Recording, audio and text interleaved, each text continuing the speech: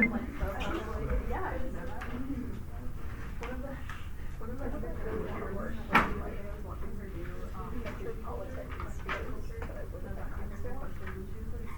I guess the thing is, are there any, if you want to continue with science or print genetics, are there any crops you don't like?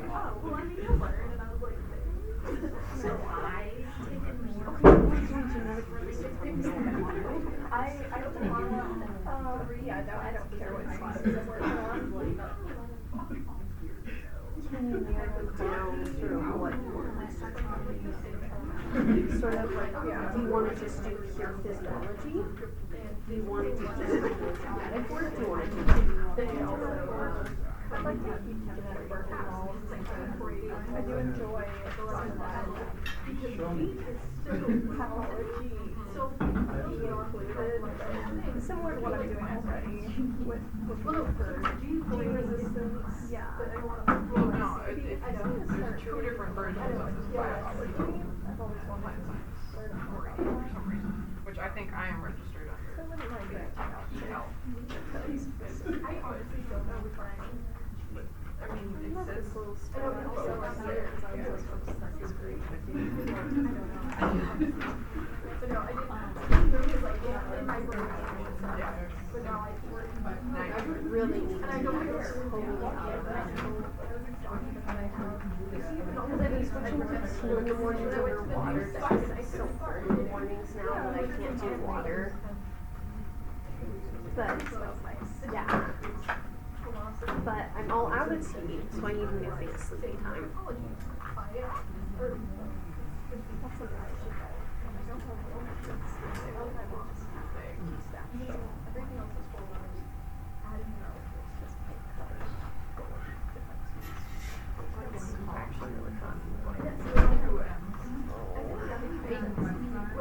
I have a sign tonight, I don't really know who else I know. But I think there's a good chance that I'm not going to get wrong. They're currently getting homologous chromosomes and sister chromatids confused. To be fair, those are slightly hard to explain, so. Yeah.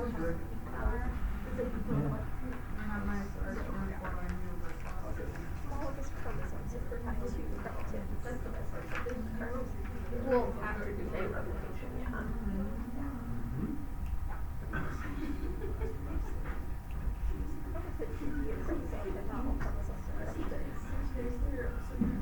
Yes, but two sister chromatids and only one chromosome.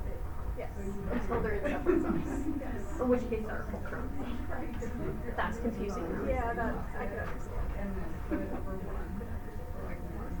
Okay, maybe we'll get started. Does anybody have any questions before we move on?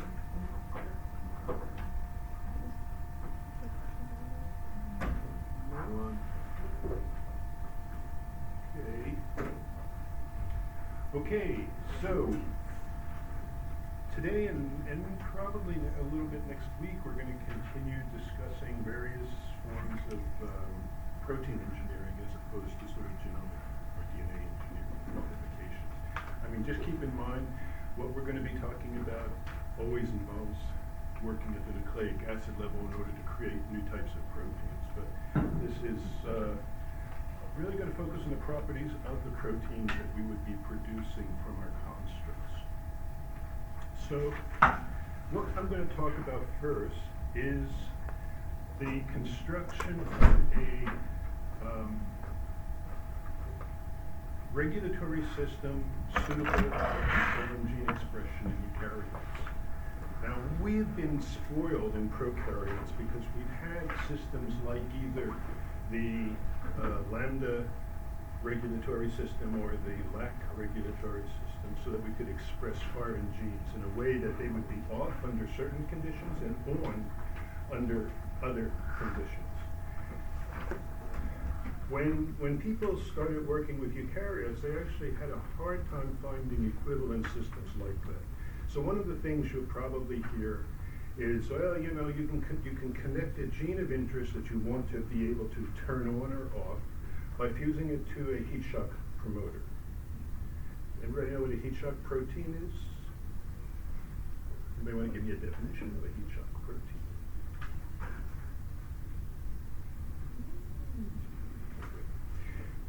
Back in the old days, everything always starts in ancient times, you know. When people were looking around for things that induced genes, they found that, for example, Drosophila tissue cultures expressed one set of proteins when grown at a normal, reasonable temperature, and then a very different, and then at a higher temperature, and by higher what we mean is about 10 degrees Celsius higher. A lot of those proteins would cease being expressed, and instead we would get a new collection, a much, much smaller population of proteins that were only, they thought, produced under these sorts of inducing conditions, and so they called them heat shock proteins. And then they subsequently found that not only were they found in Drosophila, they could actually also be found in E. coli, and then they were found in all the other eukaryotes as well. And we now have a better understanding of these and, you know, their role in helping misfolded proteins refold, and in some cases helping proteins that have misfolded simply get degraded or destroyed.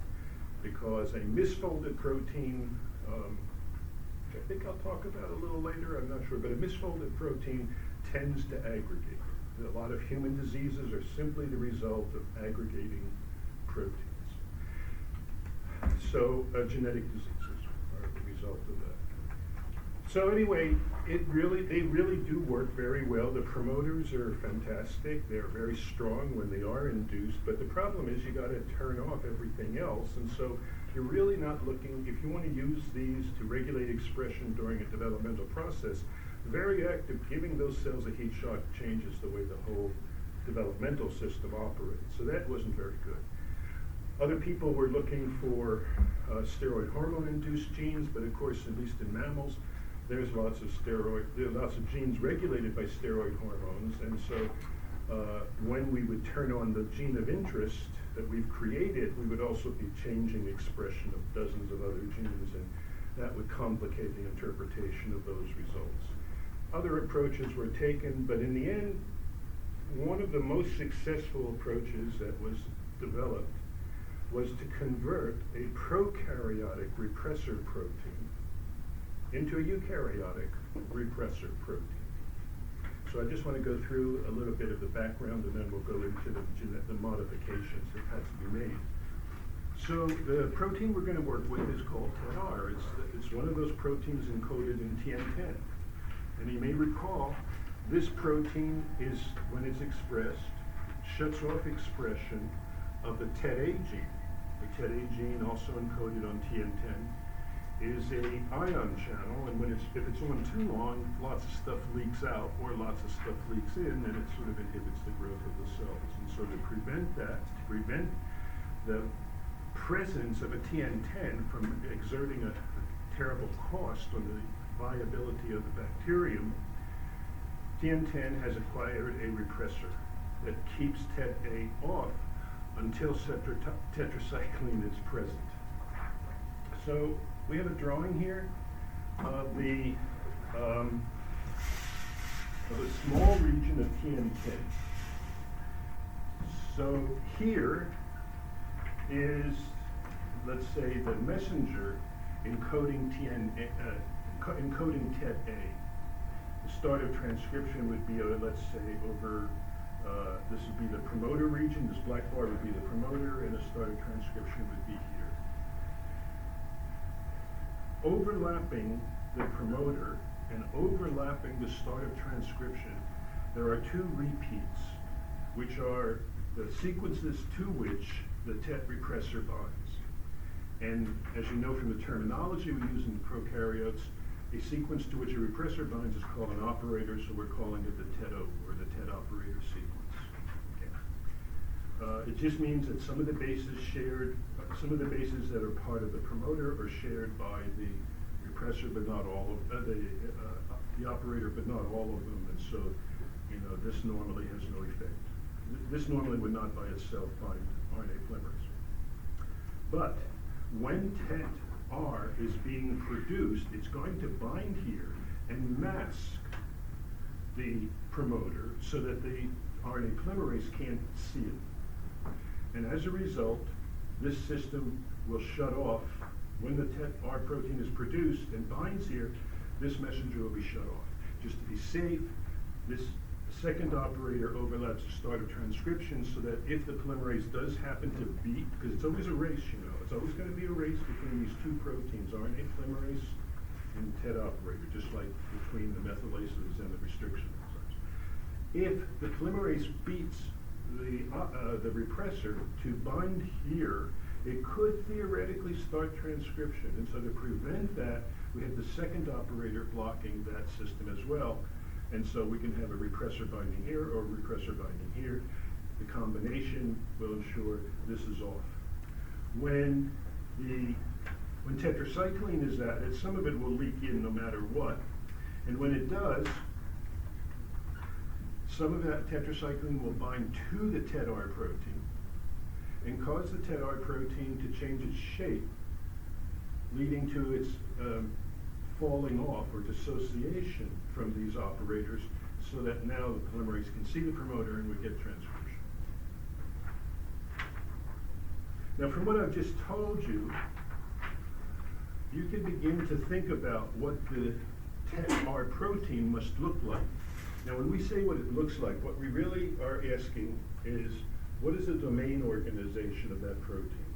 In our case, the definition of a domain is going to be a sequence of amino acids that either confers a specific function or a specific shape to the protein. And just as every regulatory system that we've talked about in eukaryotes certainly consists of multiple silencers and enhancers, every protein that has some kind of an interesting function, whether it's an enzyme or not, will have multiple domains, each conferring a certain property. And conversely, if I was to list the properties of a protein, you would be able to tell me what domains they have simply by taking that function and adding the word domain to it. Okay? Not very tricky. So let's look at this system here. Let's look at TET-R. So first of all, because I said that TET-R has to bind DNA, we know that it has a DNA binding domain. Because I said that tetracycline binds to the repressor and causes the repressor to change shape, we have to say there is a tetracycline binding domain. And then, although I didn't make this point, I probably should have, the protein doesn't bind as a monomer, but rather as a dimer to the operator. So each operator has two molecules of tetrarepressor bound to it. And for this dimer to form, there has to be a protein-protein interaction domain, or dimerization domain, however you wish to call it, that holds the two subunits together. When we look at the structure based on crystallography, we can make a drawing sort of like this. This sequence here represents the DNA sequence of the TET operator, and what we're looking at is two molecules of the TET repressor. One part of the protein consists of this alpha helix that's going to interdigitate. The side groups are going to interdigitate with the alpha helix of the second subunit. And so you'll see this alpha helix here coming in close association with this alpha helix here. This region would be the protein-protein interaction domain. When the protein is folded, this alpha helix down here is exposes the amino acids that are going to make base pairs to the sequences on the DNA itself. So this region down here represents the DNA interaction domain, or the DNA binding domain of the proteins. And then, as I said, it's binding tetracycline, and so the yellow represents the presence of tetracycline here, although this would then be falling off of the DNA. But the point here is that for it to bind to a specific location, there must be a tetracycline binding domain buried in each of the subunits.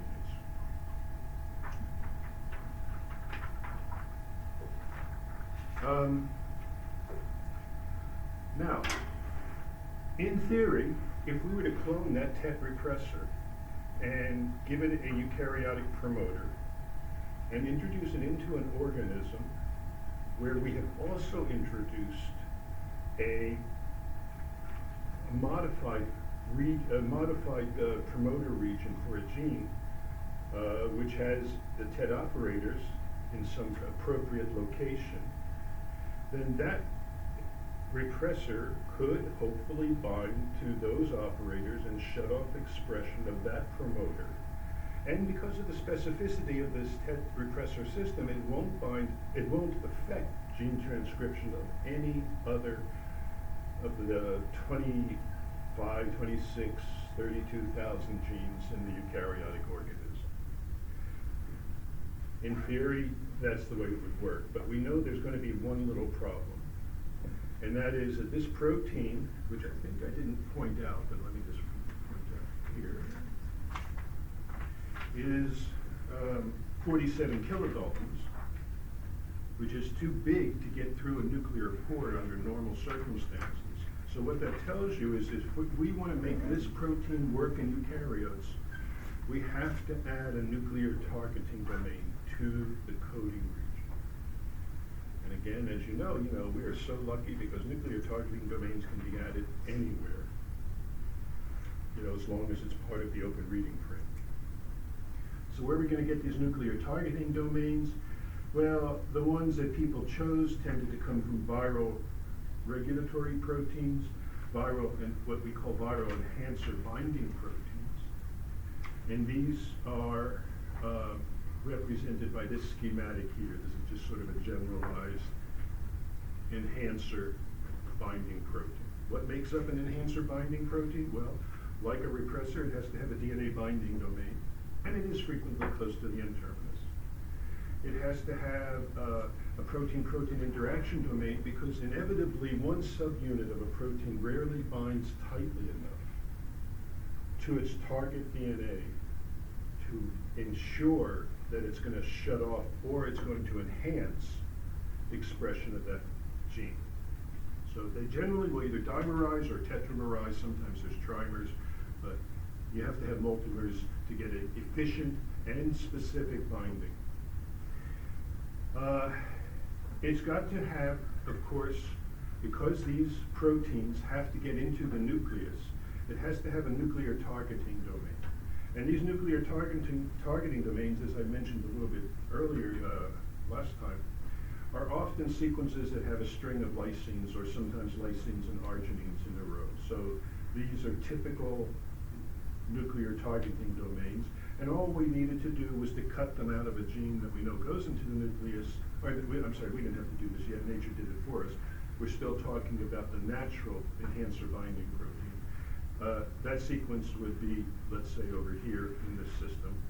And then because this is an enhancer binding protein, in other words, it's going to stimulate gene expression, it's got to have what we call an activation domain. An activation domain is a sequence of amino acids that in some way is either going to loosen up the chromatin by binding to other proteins, or it's going to recruit RNA polymerase to that site.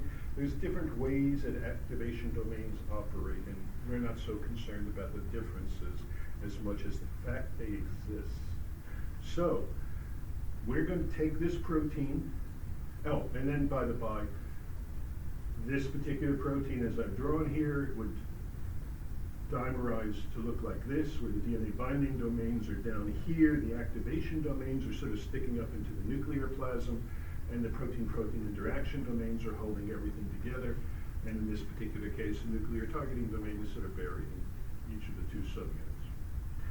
So we're going to take this kind of a protein and cannibalize it, for example, to get that nuclear targeting domain that we can then add to the TET repressor. And I'll talk a little bit about exactly what they did later, but the important thing is just say that it's been put into that sequence of nucleotides has been introduced into the open reading frame of the TET repressor in such a way that it doesn't Anybody want to guess how the sentence is going to end? That it doesn't? Insert the sequence so that it doesn't disrupt the function of the protein, or since it's a sequence of DNA, it doesn't make an out of frame shift or something? Right. So it doesn't disturb the structure of all the other domains that are already encoded in the tetrapressor. So that's the only criteria we have to worry about. That means you can put it between domains, you can put it at the N terminus, you can put it at the C terminus, whichever, as long as Eric says, it doesn't disrupt the open reading frame or any of the other domains that are present. Okay. Now we need to test it, because we still aren't sure the best way to use this kind of a protein. So what we're going to do is we're going to connect it to, we're going to work in plants for a while, because that's how this thing was evolved. We're going to connect it to a strong constitutive plant promoter, which is the 35S promoter. This is a promoter isolated from a virus called cauliflower mosaic virus. Now, early on, when we're talking about making new transposons, I talked about the use of a CMV promoter. That was cytomegalovirus promoter. Unfortunately, CMV and CAMV sound kind of, or look kind of alike, so you're going to need to try to keep them compartmentalized in your mind. CMV is a strong vertebrate promoter. CAMV is a strong plant promoter. And both are constituent. Okay, so we're going to connect it to that. We're going to put a 3' end there, and then we're going to now need to build a test system. So now we have a gene that we can introduce into plants, and it's going to make the tetrapressor. But how are we going to know if it's working without having a reporter gene for it to work upon? So we now need to build a reporter gene that is dependent on production or absence of tetracycline or production of the tetrapressor, affected by the tetrapressor. So what we're going to do is we're going to build a second construct, independent construct, with a 35, with a modified version of the 35S promoter, which I'll talk about in a moment, fused to a beta-glucuronidase gene, which is this gene that had been isolated from E. coli, and I think I sent everybody a few photos showing how it can be used, in eukaryotes, at least certainly in plants and in nematodes, where you can see here that when the beta-glucuronidase is produced, it has no essential effect on the organism that's producing it, but there's a substrate that chemists have created, which is colorless on its own, but when hydrolyzed, releases a precursor to indole, an indole-like molecule, which then spontaneously polymerizes into indigo dye, kind of stuff that makes things a really deep, deep blue. And so you see cells where this protein is being made turn blue, and that tells you that the promoter is working in those cells. If you don't see the blue color, it doesn't mean the gene's not there, it means that the protein is not expressed there. Okay? Because theoretically we're working with uniformly transformed organisms. All right, so far so good? So, here's the big step. The question is, because we know so little, people would say, about whether this is going to work or not in a eukaryote, the question is where should we put those operators? And so the people that did this work built multiple constructs. In each case, they started with a promoter that had the 35S promoter, as it turned out, that had a Tata box, of course, and then it had, I'm calling it a magnitude enhancer. It's just a set of enhancers that stimulate, that are responsible for the high level of gene expression that one can get from that 35S promoter. Of course, these are now essential sequences. We don't want to disrupt them. So now we have to figure out where should we put the operator in such a way that it will block the binding of RNA polymerase, but not disrupt the sequence necessary for the action of those sequences. So they built three constructs. In one construct, which they're just calling the -1 construct, the last base of the TET operator was identical to the first base of the Tata box, and so they sort of overlap. Okay, so they didn't have to change the Tata box, they just put a truncated TET operator there in such a way that the first base of the Tata box served as the last base of the operator. In the second construct, they called it a +1, they left one base between the operator and the Tata box. And in the third case, they left 3 bases between the operator and the Tata box. And then they put these constructs into plants, and plants either with the TET repressor being expressed from an independent construct, the modified TET repressor being expressed, or plants that just didn't have the TET repressor. And then they assayed for how much GUS expression they got when they treated both sets of plants with tetracycline, and then they did a ratio here to give us numbers. We don't really care too much about the numerical bit of it here. We just care about, did it work well or poorly or not at all. So when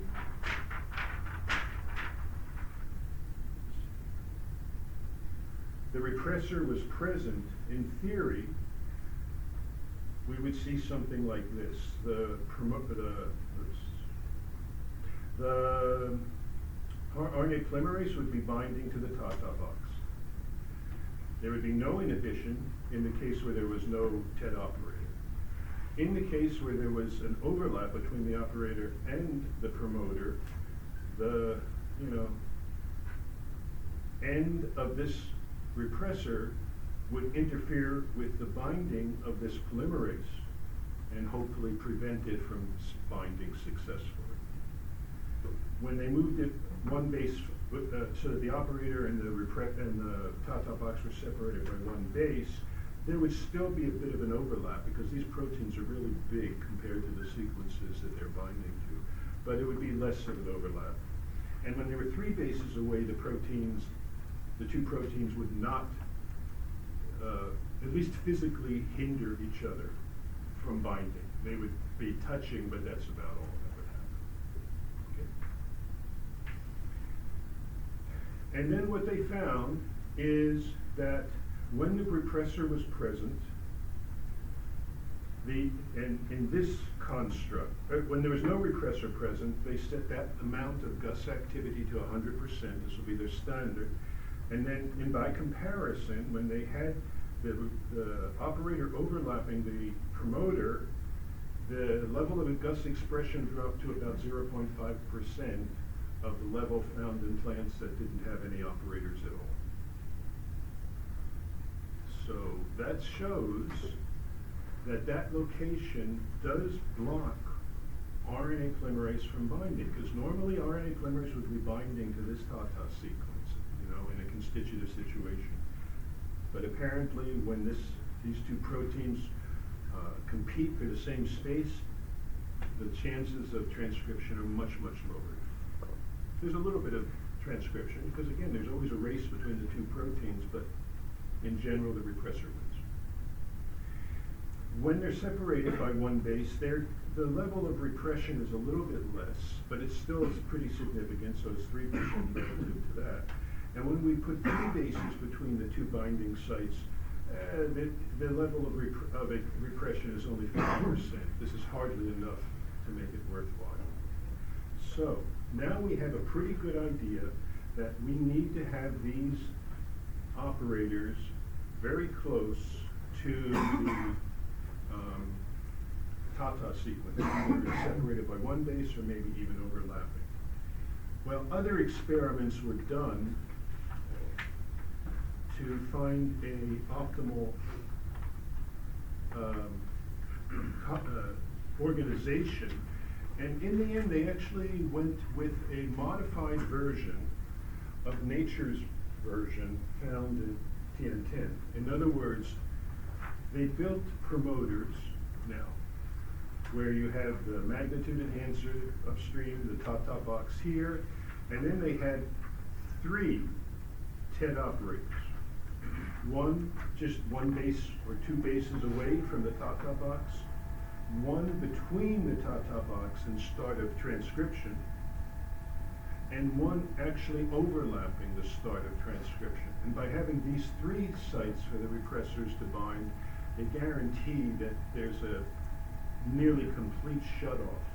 You know, the repressors may lose one of these races, but it's not going to lose all 3 of these races. And so there's always going to be repressors in these conditions to shut off the binding of RNA polymerase here.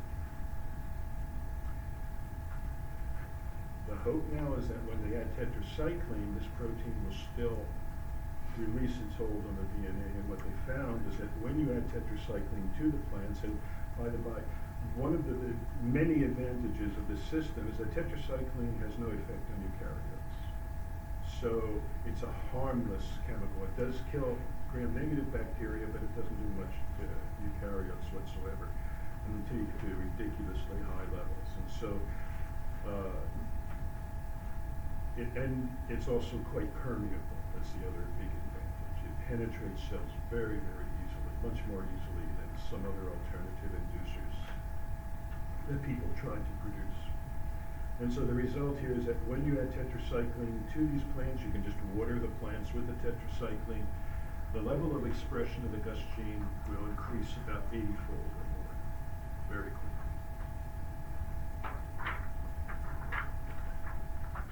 And we can see that in this drawing over here. Where is it? So what we're going to look at here is a time course where we are doing 2 things. We'll have the plants that have the GUS gene fused to the modified promoter that has the TET operators in front of it, and has also been transformed with a constitutively expressed TET repressor. Since the repressor is made all the time, the ground state of this system is going to be that the GUS gene will be shut off. In other words, the repressor is going to be made, it's going to bind to the operators in front of this promoter and nowhere else, and it's going to shut off GUS expression. And what we're going to do is ask how quickly can we then de-repress this system. And so what we're going to do is at day 0, we're going to water the plants with some tetracycline, and then at successive days, we're going to isolate some leaf material, and we're going to do 2 things. We're going to measure the amount of GUS enzyme, and we're going to measure the amount of GUS RNA. In addition, because we're working here with RNA, we need an internal control that tells us that every one of these samples provided the same amount of RNA, so that if we see a change, it's not because we had more tissue or less tissue, but rather because the gene itself is being expressed to a higher or lower extent. So what would be a good internal control? Well, actually it's going to be the TEDR gene itself. We put that under the control of a strong promoter, as a constitutive promoter. We might as well use it now to monitor the efficiency of RNA extraction from each of these samples.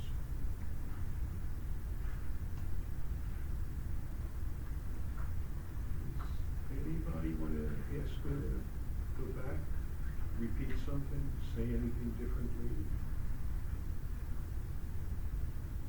Anybody? Yeah. You talked about how the default for this gene would be off.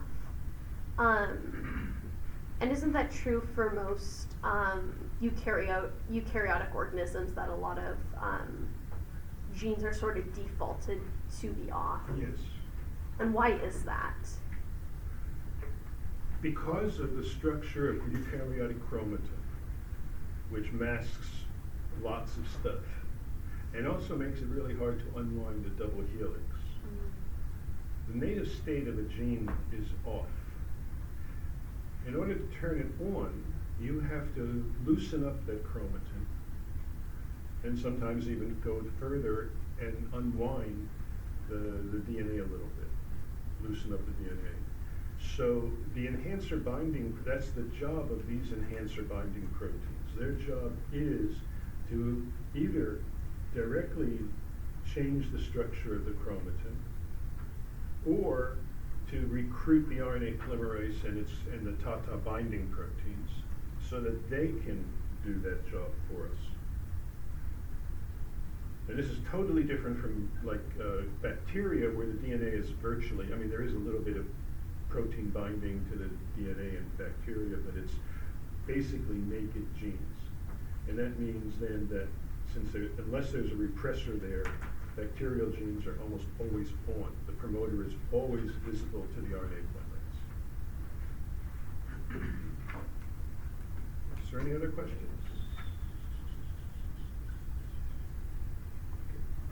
So, let's see what happens. Day 0, we assay for enzyme, and we don't see anything really to speak of. We assay for Gus RNA, and we don't see anything to speak of. Was our RNA preparation good? Yes, because when we hybridize with the TED-R gene, and thereby look at the expression of the TED-R transcript, we see lots. So it's good. At day 0, that's the situation. At day 1, it really hasn't changed. By day 2, we suddenly see a slight increase in enzyme, but we see a strong increase in the Gus mRNA. And then by day 3, the enzyme activity continues to increase, but the messenger levels have decreased, and that decrease continues through 4 until about day 5, when there's really not much messenger to see. By comparison, the enzyme levels peak at around day 4, and then from that point on, they decline. So, why does the protein take longer to respond to the inducer than the RNA did?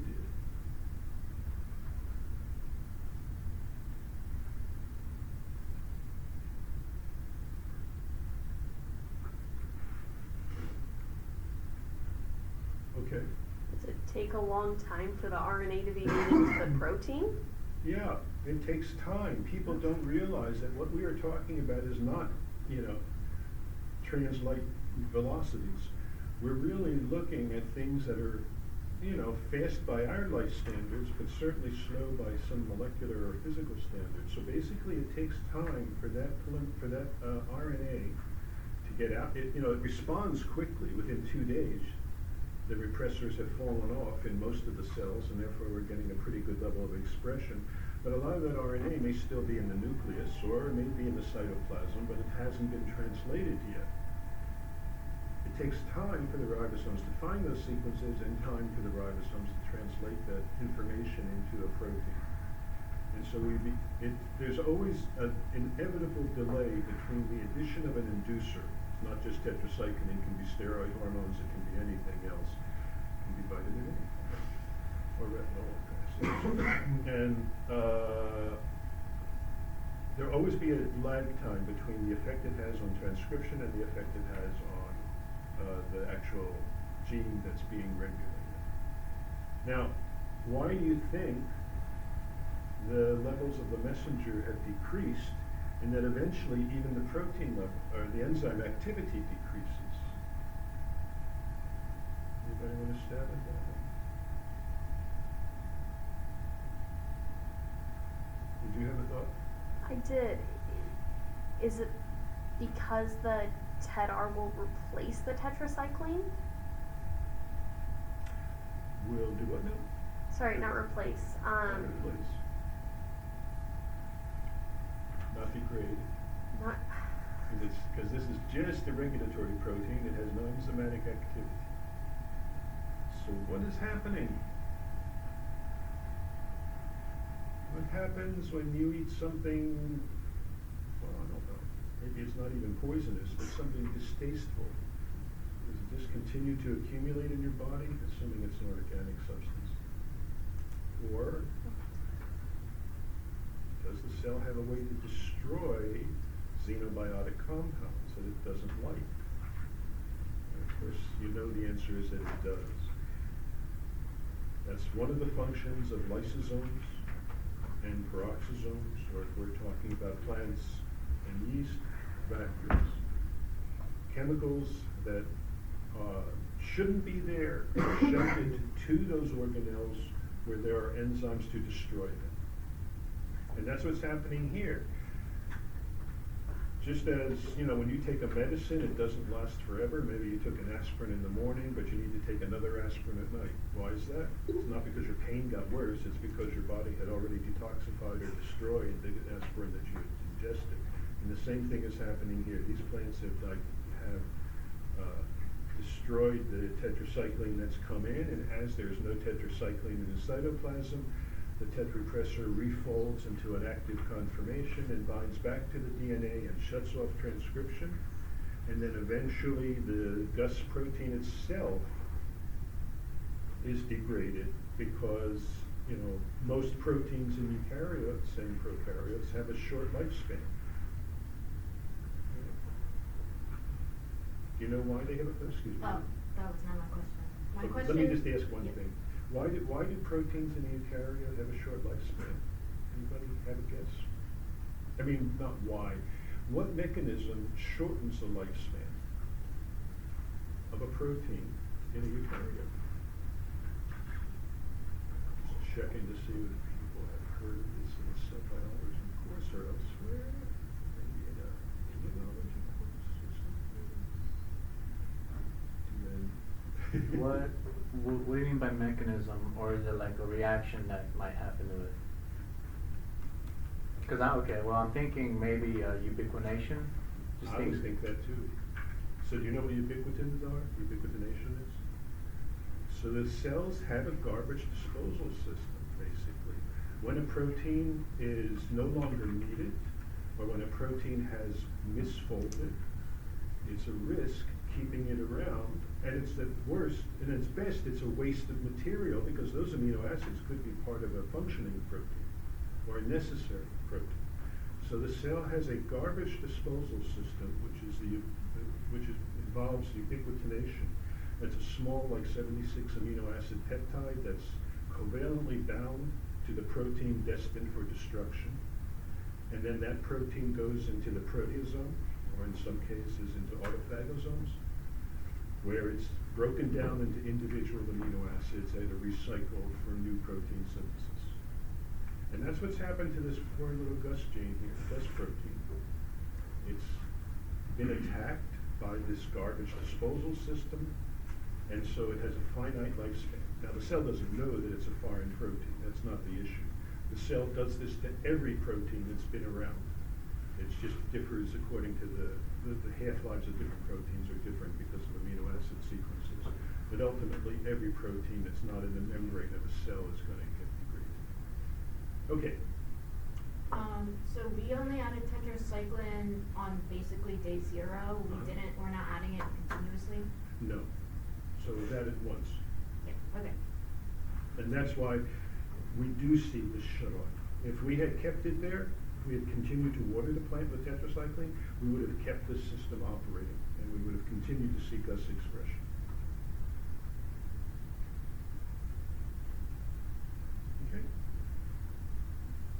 Okay, so this gave us a repressor system. This system, using this arrangement of operators relative to the promoters, has been introduced into both mammalian and plant vectors and has been in common use for quite a few years now. Again, because the TET system is really effective, and tetracycline is pretty harmless to all the organisms that we are most interested in. Still, there are some people that had to play with this a little bit more. And part of it was curiosity, and part of it was some kind of a reason that, don't ask me why they felt it was necessary, but it's become one of the more popular methods for regulating genes in mammals at least. And that is to build not a TET repressor system for eukaryotes, but a TET activator system for eukaryotes. So I gotta talk to you about how you make a repressor protein into an activator protein, into basically an enhancer binding protein. Okay? There is an advantage to working in this way, and the advantage is that the promoter, this is just one advantage, there probably are others, but I don't know them. The promoter system that I talked about for the repressor required us to insert these operators very, very close to the Tata box. And sometimes if we want to make a new TET-regulated promoter, it's not easy to insert the DNA in those locations. If we use the TET repressor, just in theory now, as an enhancer binding protein, then we know we can put those TET operator sites really far upstream if we want to, from the promoter, and still have them function as enhancer binding protein sites. Okay? Now, maybe this will be a little bit clearer once I show you the diagrams. So the first thing we're going to do is we have to convert the repressor into an enhancer binding protein. So how do we do that? Let's remind ourselves that if we look at what an enhancer binding protein looks like, and this is one from herpes simplex virus, the protein has a nuclear targeting domain, an activation domain, and a DNA binding domain. That's DBD there. It's meant to say DNA binding domain. And then we have the TET repressor, which we know has a DNA binding domain, a tetracycline binding domain, that's supposed to be TBD, and then a protein-protein interaction domain, PID there. And we're going to take a couple of domains from here and insert them into this protein. We're going to take the nuclear targeting domain, because this protein still can't get in, this protein can't get into the nucleus without a nuclear targeting domain. And we're going to take the activation domain from this enhancer binding protein. These activation domains are simply sequences of amino acids. They're frequently glutamic acids or glutamines, or sometimes positively charged amino acids. Different activation domains have different sequences. We're going to cut that out, and we're going to insert it into a new chimeric protein.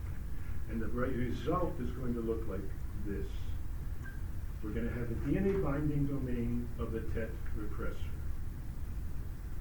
That means it's only going to bind to the TET operator. It's not going to bind to the sequence that this protein would have bound to.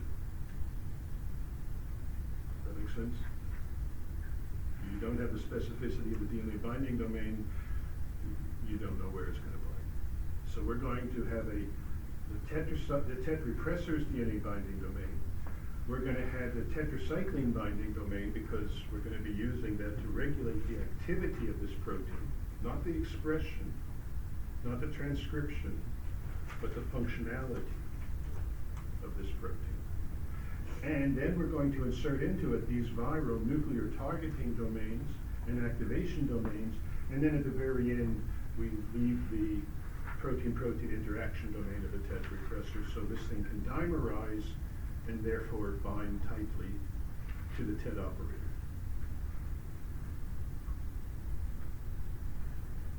Does anybody need me to repeat some of that? Go through it again? Yeah. Could you just go through that real quick? Pardon? Could you just go through that real quick again, just briefly? You want me to start here?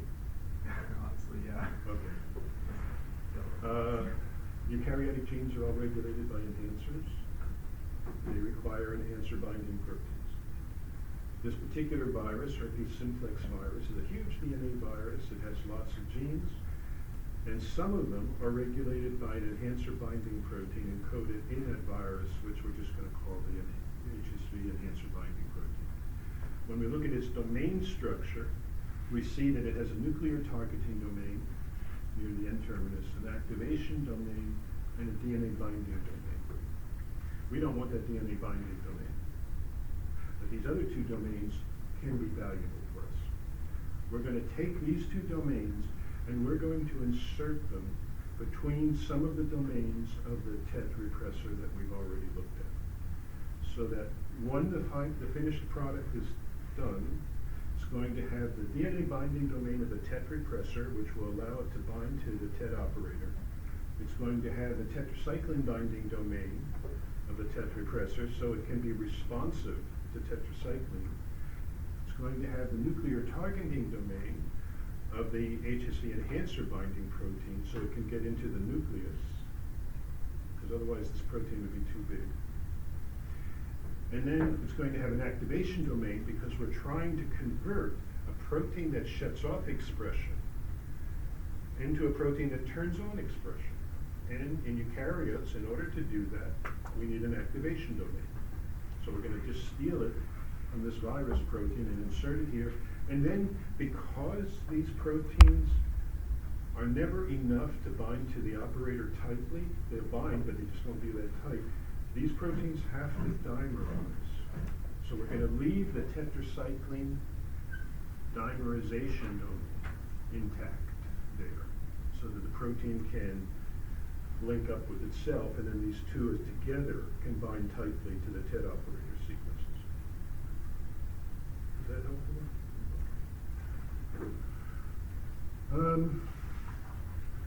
All right, so far so good. Next step, we need to build a reporter gene, right? So that we know this system is going to work. And again, you know, we start with a reporter gene, but once we've got a gene that's working, we can use this to regulate any gene that we want if it's put into this system in the same way as our reporter was put in. So let's see what I did here. We're going to remember when a protein is,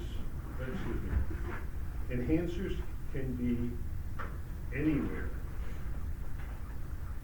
upstream or downstream from a promoter, and still work. What we're going to do is we're going to make a minimal promoter that has no enhancers of its own. And we're going to insert upstream from it a set of TET operators. But now, if you like, you can call these TET enhancers, okay? Most people don't, but you can if you want to. Because these TET operators now are not going to be used to shut off gene expression, they're going to be used to turn on gene expression. In this particular case, after they did a few variations, they decided that 4 is best.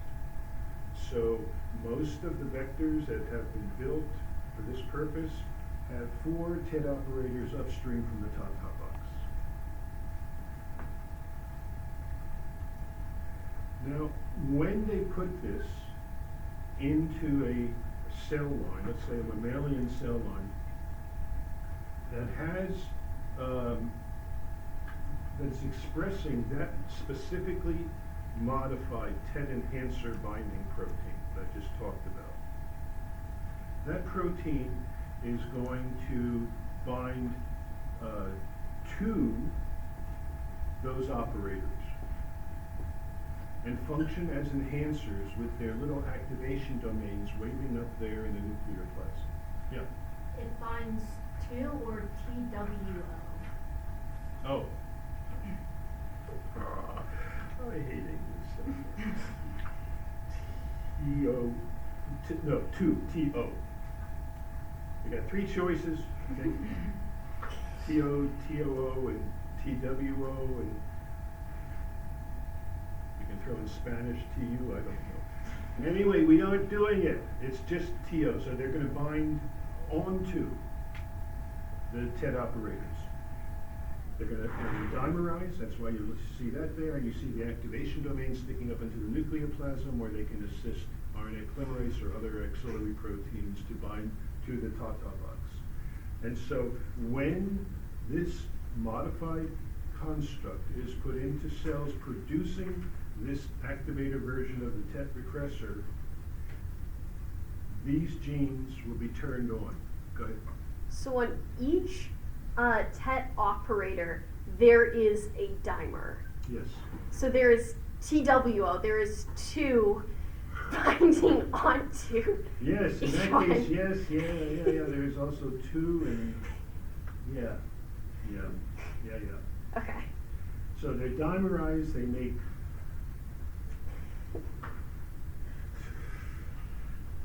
like, I don't know, I don't even know a way to say this that doesn't use the word two.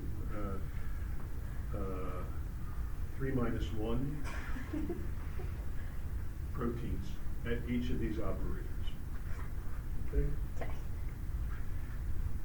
Because it needs to bind as a dimer in order to bind tightly enough. Okay.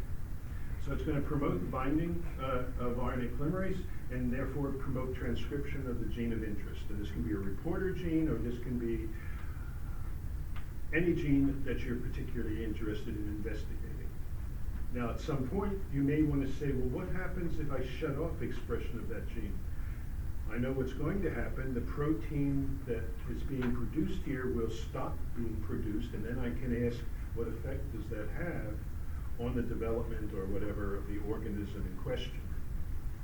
Now, to shut it off, all we got to do is add tetracycline. So when you add tetracycline, it binds to the tetracycline binding domains, causing the TET enhancer binding protein to change its shape and fall off of the TET operators. And without these enhancer binding proteins, there's nothing to stimulate binding of RNA polymerase to the TATA box, and so this gene shuts down.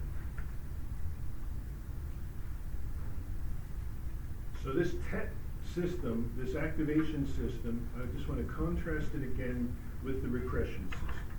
In the repression system, the operators had to be situated flanking the TATA box. In the activator system, they had to be, well, they were conveniently placed upstream of the TATA box. In the TET repressor system, we are using a TET repressor protein. In the TET activator system, we are using this enhancer-like version of the TET repressor, this repressor that has an activation domain in addition to all the other domains that we have. Yeah. So I guess one way to understand what's happening is, like, before we started talking about the activation system, we noticed that for it to repress something, it needs to be close to the TATA box. And since in the activation system, since we're putting it away from the TATA box, presumably, like if it didn't have the activation domains, it was just a regular TET-R repressor system, it wouldn't even repress, and so you're just basically tacking on. That's right. Like I wouldn't say a generic, but like a sequence of amino acids, right? That just causes the recruitment of RNA polymerase, I guess. Sure. And that's actually a question I frequently ask on quizzes or tests. So just to go through that again, what Eric was saying. If we, let's say, didn't have this protein in the cells, this gene would be off. If we put the TET repressor protein into these cells, it would bind to those operator sequences, but because it doesn't have an activation domain, it would not promote transcription. And then conversely, if we had the TET activator protein using this kind of a construct, it would bind to those operators and block RNA polymerase from binding instead of enhance the binding. Because it's the physical, in this case, it's the physical presence of a protein that stops transcription, and in this case, it's the particular type of protein that starts transcription. That helps in addition to what Eric said. Okay?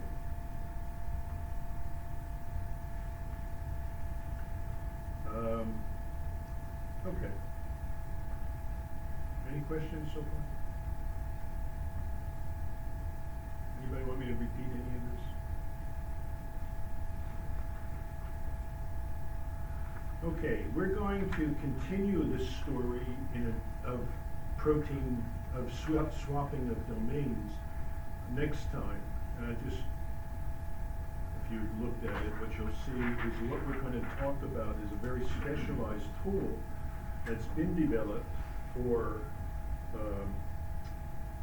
identifying proteins that interact with other proteins. And this is called a yeast-2 hybrid system. And what you're going to see is we're going to be building constructs with things like activation domains and nuclear targeting domains and DNA binding domains. But then we're going to build a reporting system that will tell us whether or not two proteins are interacting in the nucleus together to stimulate the expression of those reporters. So that's for next time. So what I guess I can do now is I can hand out the quiz a little early, and you guys can take your time answering it. If you don't know what I meant, or you think there's some ambiguity, because they clearly have some problem with the words too, feel free to ask, and I'll try to clarify those points for you. I don't always see the way people can interpret those things. Lord bless you.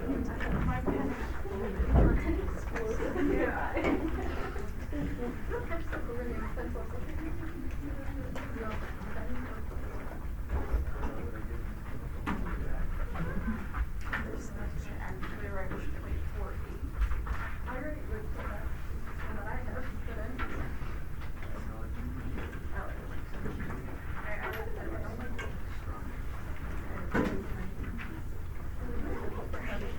Or I guess maybe.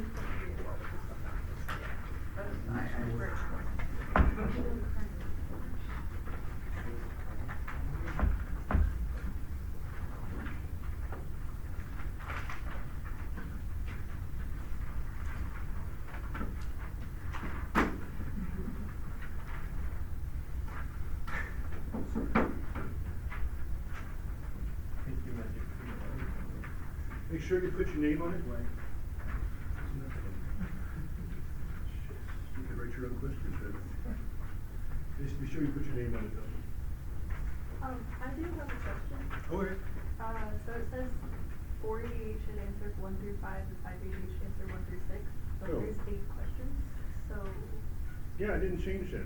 Okay, people in 4 ADH should answer 1 through 6. People in 5 ADH should answer 1 through 8. Okay, make that change.